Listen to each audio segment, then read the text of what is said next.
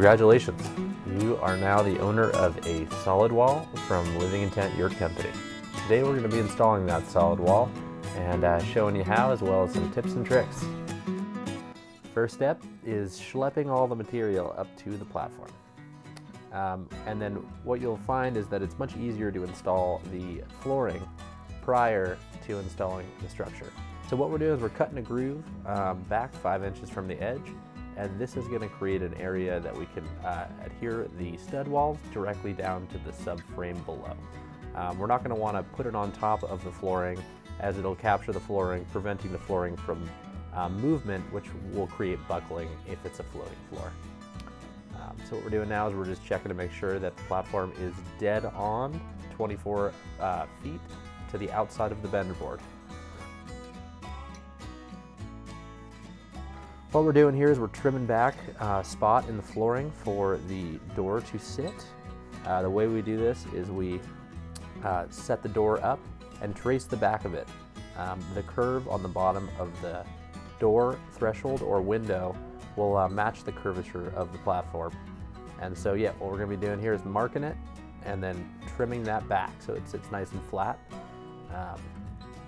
And congratulations, you got your first door or window set. And you're going to be carrying your wall panels to location. Referencing your install guide, you should have a sheet that comes with the Yurt. You will have a sheet that comes with the Yurt that explains which components. The Yurts are comprised of a few different components. You got your doors and your windows, and then you have 7.5-inch panels, 15-inch panels, 30-inch panels, and 45-inch panels.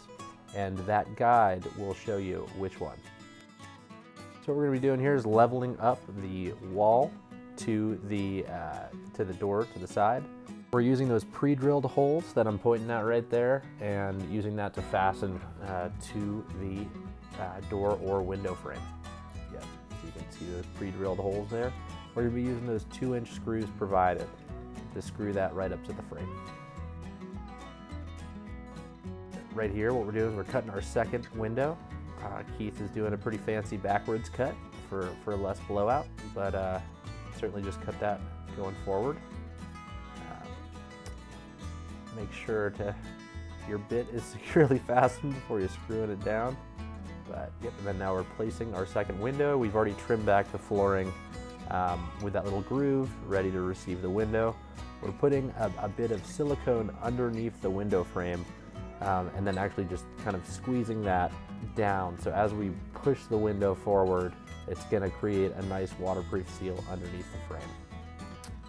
All right, so now we're setting it into place, screwing it down, and fastening the window. So, yep, just as we did before, we're putting those 2-inch screws through the stud wall into the framing of the window beside it.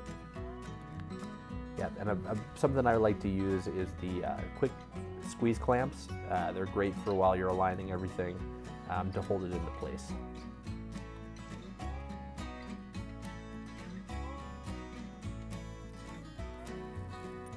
And you'll feel for flush on the top, and then yep, keep going and go with your next wall panel. And once again, you'll be referencing the guide as to which width panel you'll be installing. Yep, and now we're fastening those off. And then coming through and filling in all of the wall panels.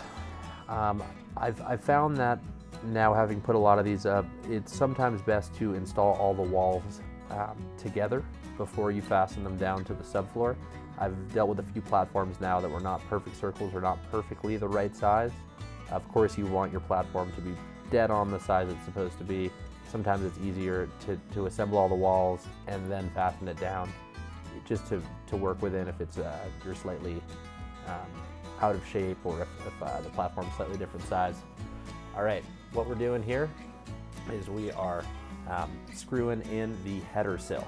And so this is the piece that's actually the guide that shows where the rafters will live. And it's also what ties the headers of all the doors and windows together. And so they just butt right up to each other. and you'll actually see there's an engraved area where it'll show you right where to put the screws, and they'll be pre-drilled, and those holes will actually align with holes already pre-drilled in the header of the wall. And you'll be able to tell pretty clearly that you're screwing in the right area if the screw easily slides down and goes into the pre-drilled hole below. If it doesn't, then yeah, you probably are not installing it in the right location. And now we're just going to be going around, and sometimes if the wall's a little bit out of circle or the platform's a little bit off, I like to use a long squeeze clamp to actually pull the wall forward. What we have here is we're using the holes that we pre-drill to run electrical, and so there's 3/8 holes drilled into the studs, and just widen those out a little bit with a 1/2-inch bit, and you can run your Romex through the walls before you seal the walls up. So once you have the walls all installed and you have your header sill on, now you're going to be cranking up your ring. We use a drywall lift, and we find that to be the easiest way to install it. So the drywall lift will hold the compression ring in place, and then the rafters will slot into the openings and drop down into those header sills. And so there'll be a slot in the top of the header sill that receives the lower part of the T on the LVL rafter. So what I'm doing now is we're dropping it up in here, and I'm going to place it into the ring and actually screw it off at the top of the ring to hold that LVL rafter into place.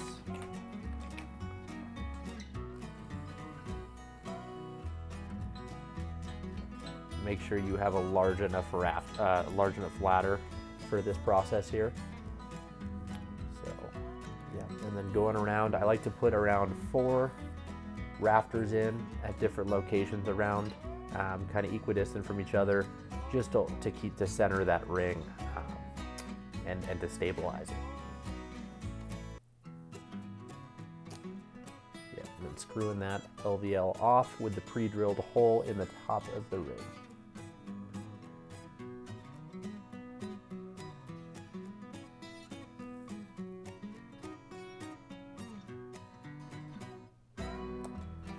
Now that you have it stabilized, you can start going around and installing the rest of the rafters.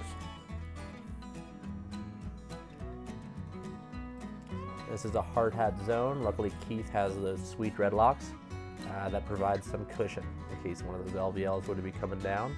But I might recommend using scaffolding and potentially hard hats in this moment. So now we're just going around and placing all of the LVLs into place. And we'll be able to tell they're in the right location because that T will sit into that notch in the LVL.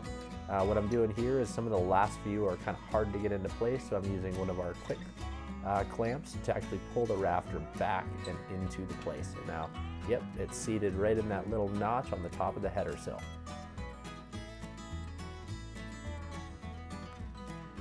And these are very heavy rafters, especially on the 24 and 32. You might want to recommend having an extra set of hands for setting them.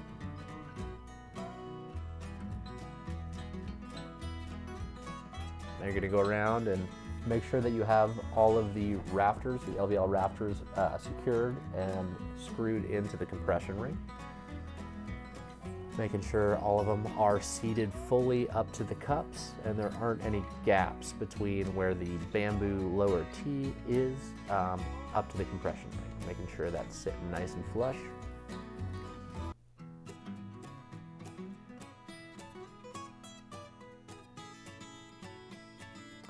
All right, and now what we're going to be doing is sliding our soffit and fascia assembly in.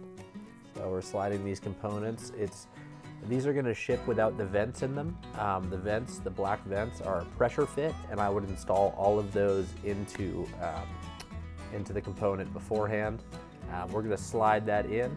That right there that I'm pointing at is actually the air vent hole up from the wall, but it's also an area that you can run electrical up into the roof assembly system. So now we're running the tension cable through the pre-drilled 3/8 hole in the LVL. And unlike our lattice wall yurts, we're actually going to be using a tensioner and you know, crimping it and tensioning the cable. And we'll show you that here in just a minute.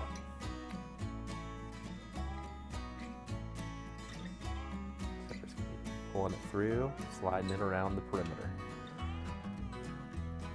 Now this structure is actually incredibly strong without this tension cable, but this is an additional fail-safe to prevent that roof rafter cone from doing, you know, from sliding out. So now we have all of those soffits installed. So now we're going to the fascia, and what we'll do is clamp it into place, and there are pre-drilled holes, and we're splitting it right on the middle of the tail end, and we're bending it around piece to piece. These vary slightly in width, so these we actually cut. He's marking them, and we're cutting them to size, and marking them out, cutting them, and then just screwing them in with the pre-drilled holes.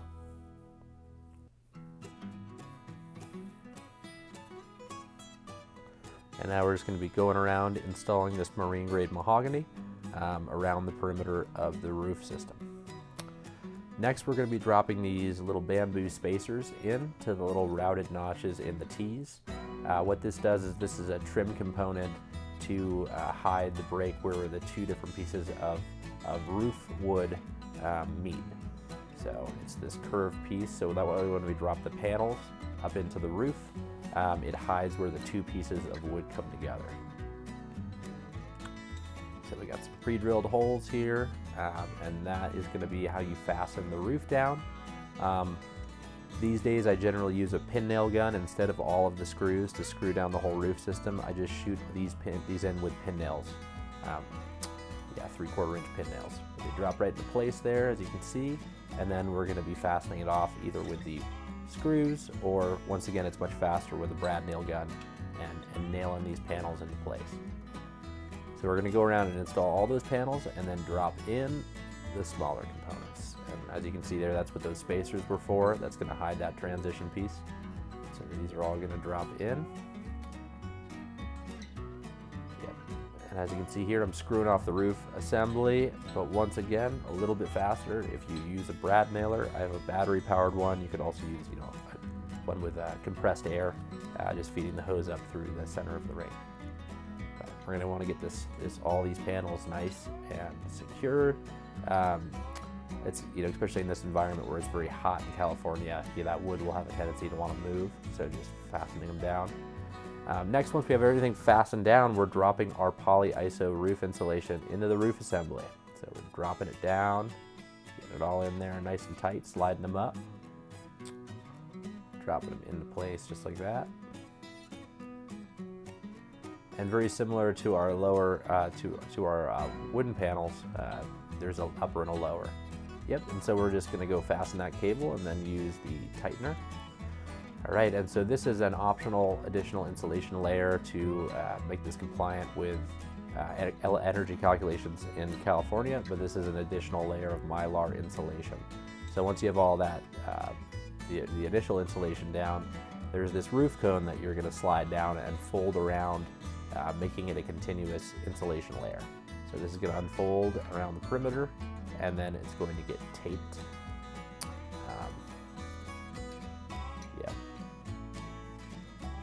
And it's going to roll like this from left to right on either side. And see, I'm kind of struggling with it here, but usually it's best to have somebody on a ladder or lower helping spin it around. And what I'm doing here is I'm just going around and stapling it to the top of the LVLs, just making it nice and tight. And this just makes this a continuous insulation layer on the roof.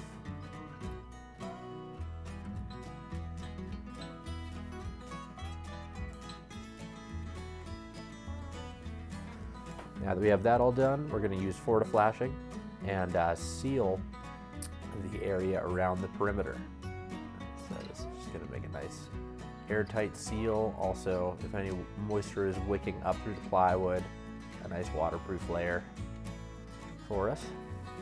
And we're going to be going up to the doors and windows and then slicing it. As you can see, the wall on this one is protruding slightly proud, and that was actually because we measured the platform and it was a little bit too small. and so we offset that when we're replacing our wall panels. Once again, just having this platform be exactly the right size is ideal.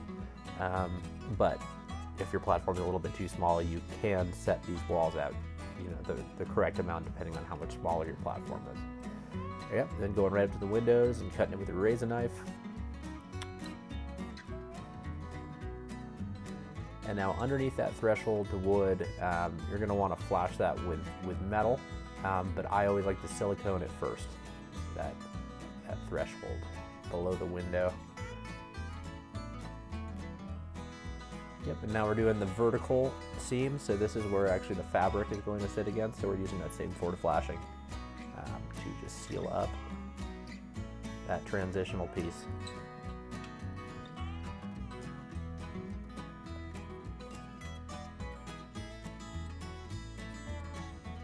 Now this is a step you don't necessarily need to do if you have the wall mylar insulation kit, but if you don't, what we're doing is we're taping those seams. So we also sell this with a similar material we put on the roof that we can wrap the walls in, but if we don't, we like to tape the seams where the two stud walls come together just to prevent any air from traveling through there. So now what we're going to be doing is we're going to be rolling the walls around. The walls will be labeled for the right size for your kit, and that material is going to slide up underneath the rafter ends. And then, yep, we're going to go around and be fastening off the bottom and stapling the top. And now we're going to be using silicone. Once we have that all fastened and stapled, we're stapling the ends there over into that weather stripping. And now we're using some silicone and placing that down as well before we screw and fasten in the face plates. So now we have these pieces of wood that come pre-finished and pre-finished and pre-varnished with pre-drilled as well, and these are going to get fastened in. So it's going to be a nice tight seal to seal that transition from the fabric to the windows.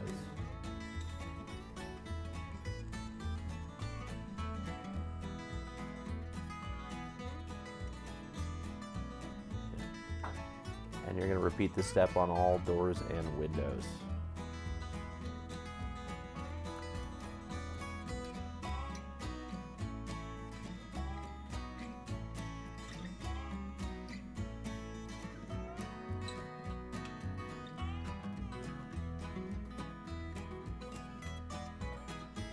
All right, next up we are installing the roof.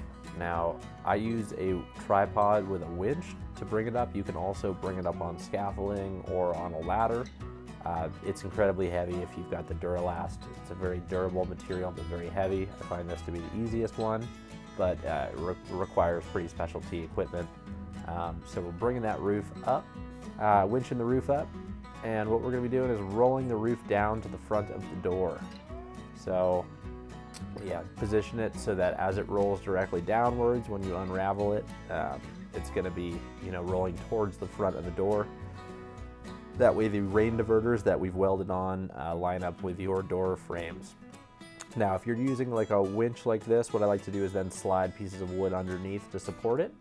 So what we're doing now is we're going to have rolled down the roof, rolled it left to right, and it's in half at that point, and we're then pulling it up over the head. And now that dust you see is actually, I've scattered some diatomaceous earth onto the Reflectix, and that allows the Duralast roofing membrane to slide easier on the roof assembly. So yep, and now we're getting it on there. From the lower left-hand side, you can see that's where the rain diverter goes. You want that rain diverter to line up right in the very middle of the door. So just making sure that it's right on there. Yep, then going around and pulling that down. Pulling the roof valance down over the soffit and fascia assembly. And you can use baby powder or diatomaceous earth, just something that can, help that roof if you're doing the upgraded roof insulation. Now what we're doing is there's this piece that comes down below. We're going around the perimeter and stapling it up underneath and just pulling it down so it's nice and tight. And then we're installing this strip of wood with stainless steel fasteners. So first we're stapling it, and then we're going around and installing this strip that'll butt right up to the bottom of the rafter. Yep, and we're dropping those guys. in, and that's going to fasten the roof to the soffit fascia assembly, so the wind cannot blow it away. So stapling it first, and then coming back through and fastening in these strips of mahogany plywood. Looking good. Now we're ready to install our rain diverter. So we're sliding these up in, and then there are 2 stainless steel snaps. We're going to be snapping once we slide the PVC pipe. And what that's doing is that's just creating an area that will shed water away from the door. Even though it has an eave on it, there's still a tremendous amount of water that will want to come down that roof face. So by putting that in there, it'll divert some of that water away. Now we're getting ready to put the dome on. If you reference our standard lattice install manual, it's the same process for installing the dome hardware. And once you have all that hardware installed, you're going to slide it up from the outside. So 1 person on the outside, 1 person on the inside. Just pushing that up there, pulling that dome up into place. And that is a beautiful drone shot. Good fitting roof.